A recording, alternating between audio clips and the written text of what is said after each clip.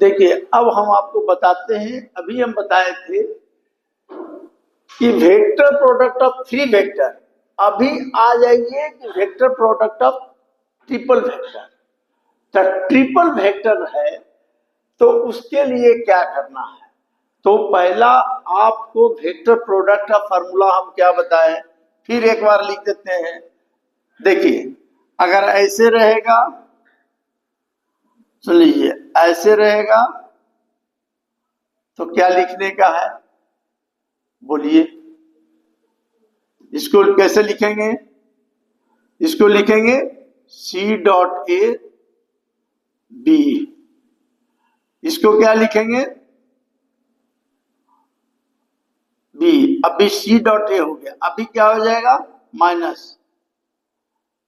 इधर से करें या इधर से कर दीजिए, सबसे अच्छा रहेगा। A dot c b minus, फिर हो गया ए डॉट बी सी, ये हो गया। अब इसको भी इसी ढंग से लाना है, तो इसको आपको अगर करने में दिक्कत होगा तो आप क्या कीजिएगा, इसको ऐसे कर दीजिएगा, इसको लेमडा मान लीजिए। तो लेमडा क्रॉस हो गया सी क्रॉस डी। इसको क्या करेंगे? लेमडा इंटू डी, बगल में सी, फिर लेमडा इंटू सी, बगल में डी। ठीक है, अब लेमडा को क्या करेंगे? तो लेमडा को माने हैं क्या? लेमडा को माने ए क्रॉस बी, बगल में डी, बगल में डी हो गया आई सी, चलेगा। फिर लेमडा को क्या करेंगे? ए क्रॉस बी डॉट सी, आई क्या हो गया? डी। अभी हम बताए हैं कि ऐसे भी कर सकते हैं, अभी हम उसमें किए थे। अब इसको चाहे तो आप ये क्या है, इसको आप ऐसे भी लिख सकते हैं, a b d dot c. इसको क्या लिख सकते हैं? ए बी सी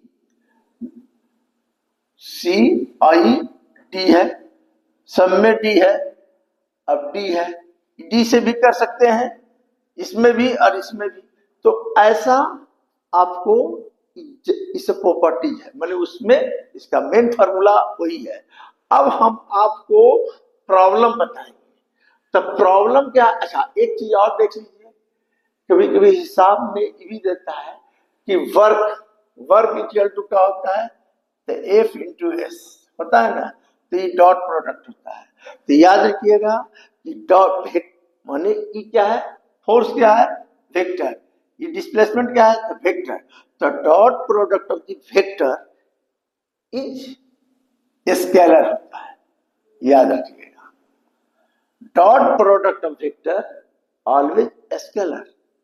लेकिन cross product of vector is a vector. कैसे? Cross product of the vector is vector. कैसे भाई? तो R cross F equal to क्या होता है? टॉर्क। आर डिस्टेंस फोर्स है, तो cross product of vector is vector. Torque क्या है? वेक्टर है, ठीक है ना? टॉर्क क्या है? वेक्टर है, समझे? तो स्केलर और वेक्टर जानते हैं, कभी कभी पूछता है, बहुत लोग नहीं जानते हैं ये चीज कि मोमेंट ऑफ इनर्शिया क्या है, कि वेक्टर है कि स्केलर है। तो बहुत लोग से पूछेंगे कि मोमेंट ऑफ इनर्शिया क्या है, वेक्टर है कि स्केलर है, तो नहीं बता पाते हैं। इसलिए किताब पढ़िएगा तो किताब में लिखा हुआ है कि मोमेंट ऑफ इनर्शिया जो है वो टेंसर है, न वेक्टर है और न स्केलर है। क्या है? टेंसर है। तो किताब में ये सब लिखा हुआ रहता है, आप लोग। ये हो गया। अब रही सवाल, भी बराबर क्या पढ़े हैं? Omega r. अगर मान लीजिए ऐसा है, ई आर है, ई एक्सिस एंगुलर वेलोसिटी से घूम रहा है, समझे? तो भी बराबर क्या होता है? ओमेगा इंटू आर होता है ना। अब इसी में कोई बच्चा, सुन लीजिए, एल क्या है? एंगुलर मोमेंट है। ई वाला भी होता है एंगुलर मोमेंट है, आर इंटू पी होता है। पी क्या है? तो पी लीनियर मोमेंटम, याद रखिए p linear momentum, r perpendicular distance है। ई क्या है? ई कोई किताब में एल लिखा है, कोई किताब में जे लिखा है, जो जो पढ़िए जे भी लिखा है। तो जे बराबर होता है आई में आर पी, आर पी। तो जे बराबर एंगुलर मोमेंटम बराबर होता है, तो देखिए इसको क्या कीजिए आर, पी बराबर क्या होता है लीनियर मोमेंटम, तो एम बी, एम बी तो क्या होगा एम बी आर, ठीक है एम बी आर हो ना। तो एम बी आर, तो एंगुलर मोमेंटम बराबर क्या होता है, देखिए एंगुलर मोमेंटम जे बराबर हम बता दिए एम बी आर, और भी बराबर क्या होता है ओमेगा आर। तो भी बराबर हो जाएगा ओमेगा आर इंटू आर, तो क्या हो गया M R square omega, M R square I होता है ओमेगा, इसलिए जे बराबर क्या होता है एंगुलर मोमेंटम जो होता है I product of moment of inertia angular velocity होता है।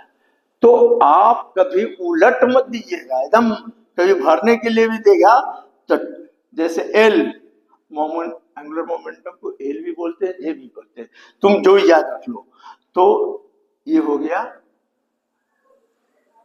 देखिए ये क्या हो गया जे बराबर हो गया आई ओमेगा। अब इसको डिफरेंशिएशन कर दीजिए, तो डीजे बाई डी टी, आई क्या है मोमेंट ऑफ इनर्शिया कांस्टेंट, इसको कर दीजिए T omega by D T. तो ई क्या होता है आई, ई हो गया अल्फा, और rate of change of momentum को क्या बोलते हैं टॉर्क। अगर पढ़ेंगे मोमेंट ऑफ इनर्शिया तो टॉर्क, इसको कहते हैं आई अल्फा। तो टॉर्क का फॉर्मूला कितना हो गया, टॉर्क का फॉर्मूला गया it is a product of mass माने moment of inertia angular acceleration, ठीक है एंगुलर एक्सेलरेशन हो गया। तो इसको हम लोग टॉर्क बोलते हैं। और टॉर्क बराबर क्या जानते हैं आप, अभी टॉर्क बराबर जानते हैं आर क्रॉस एफ। एफ का मतलब कोई बॉडी फिक्स है, टॉर्क कहाँ लगता है याद रखिएगा, टॉर्क कहाँ लगता है, कोई पूछेगा टॉर्क कहाँ लगता है इंटरव्यू में पूछता है, तो torque if you want end fix, एक इंड को फिक्स कर दें and the force is applied on other end, दूसरे इंड पर फोर्स लगाएंगे, समझे।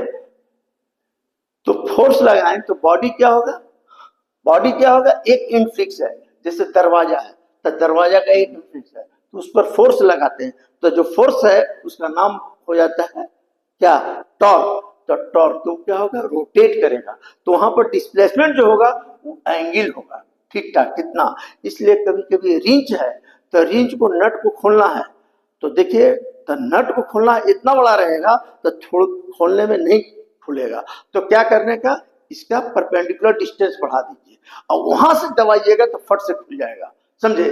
तो ये सब चीज आप लोग को मोमेंट ऑफ इनर्शिया में पढ़ना है, तो ये सब थोड़ा जानना चाहिए। तो टॉर्क समझ में आ गया, तो टॉर्क क्या है फोर्स इनटू परपेंडिकुलर डिस्टेंस। यहाँ टॉर्क क्या हो गया, टॉर्क बराबर कह सकते हो it is a product of moment of inertia angular acceleration हो गया। यहाँ तुम बोल सकते हो यहाँ आया डीजे बाई डी टी, इसका मतलब क्या होगा it is a product of, माने क्या है ये टॉर्क है ना, तो इसको कह सकते हो टॉर्क क्या है rate of change of angular momentum. तो ये सब चीज आपको, अगर मान लो टॉर्क है ये फॉर्मूला है, अगर ये टॉर्क हो गया, अगर if no torque act on a body, किसी बॉडी पर टॉर्क नहीं लगा तो क्या हो जाएगा, देखिए टॉर्क नहीं लगा तो क्या हो जाएगा, तो ई जीरो हो जाएगा, तो DJ by D T equal to zero. तक DJ by D T J क्या है पहले बता देना है angular momentum, DJ by D T equal to zero. इसका मतलब कि किसका डिफरेंशिएशन जीरो होता है, जिसका मान कांस्टेंट रहता है। तो जे क्या हो गया, जे कांस्टेंट हो गया। अब जे कांस्टेंट हो गया तो देखिए जे जब कांस्टेंट हो गया आपका, तो जे कांस्टेंट हो गया तो जे बराबर होता है क्या आई ओमेगा। तो आई ओमेगा बराबर क्या हो गया कांस्टेंट। अब आई जब कांस्टेंट हो गया, जब बॉयल्स लॉ पढ़े हैं P V equal to constant, तो P inversely proportional to V, तो यहाँ क्या होगा I inversely proportional to omega. मतलब अगर किसी चीज का एंगुलर वेलोसिटी बढ़ जाएगा तो मोमेंट ऑफ इनर्शिया घट जाएगा। इसलिए राउंड टेबल पर आप खड़ा रहिएगा और राउंड टेबल घूम रहा है, अगर आप हाथ ऐसे कर देंगे तो उसका स्पीड कम जाएगा। क्यों?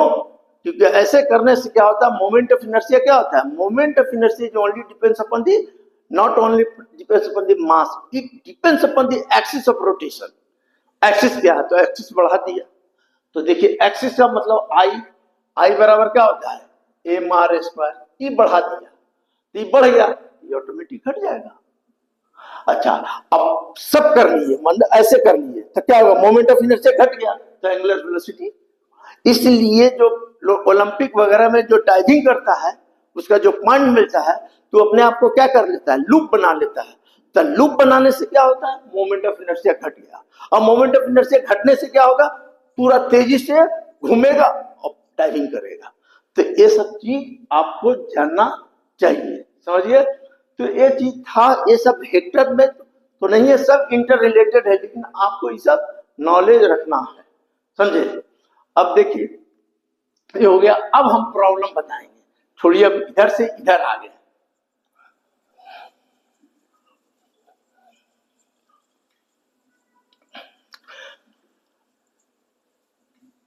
अब देखिए